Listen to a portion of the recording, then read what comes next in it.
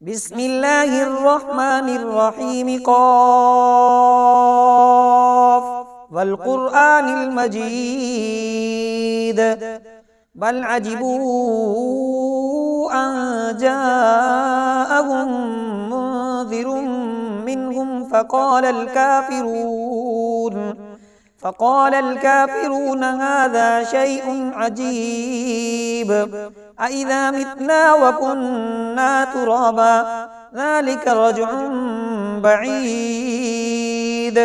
قد علمنا ما تنقص الأرض منهم وعندنا كتاب حفيظ بل كذبوا بالحق لما جاءهم فهم في أمر مريج أفلم ينظروا إلى السماء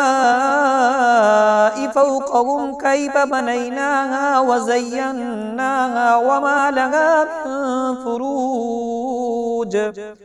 والأرض مددناها وألقينا فيها رواسي وأنبتنا فيها من كل زوج بهيج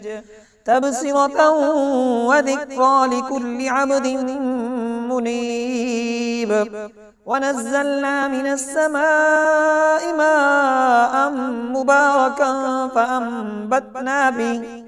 فأنبتنا به جنات وحب الحصيد والنخل باسقات لها طلع نضيد رزقا للعباد وأحيينا به بلدة ميتا كذلك الخروج كذبت قبلهم قوم نوح وأصحاب الرس وثمود وعاد وفرعون وإخوان لوط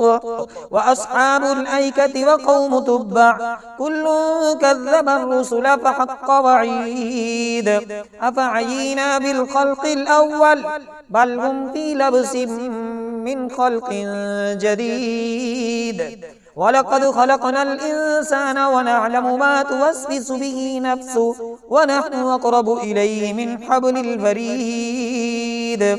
إذ يتلقى المتلقيان عن اليمين وعن الشمال قعيد ما يلفظ من قول إلا لديه رقيب عتيد وجاءت سكرة الموت بالحق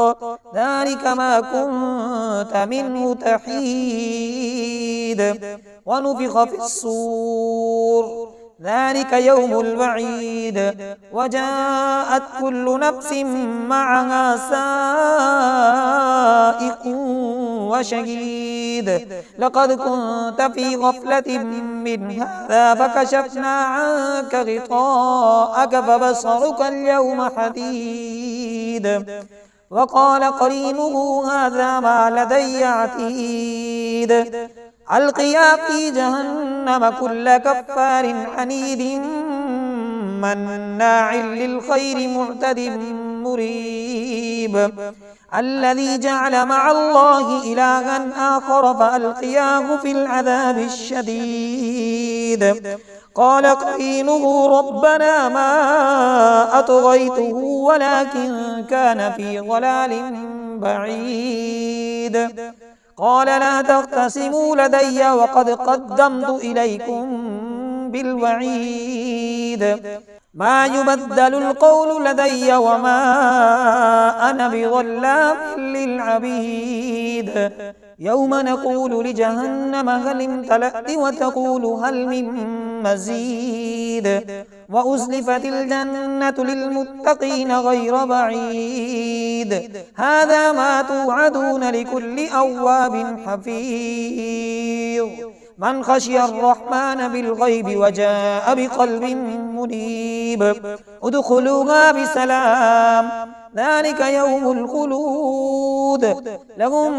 ما يشاءون فيها ولدينا مزيد وكم أهلكنا قبلهم من قرن هم أشد منهم بطشا فنقبوا في البلاد هل من محيص إن في ذلك لذكرى لمن كان له قلب أو ألقى السمع فهو شهيد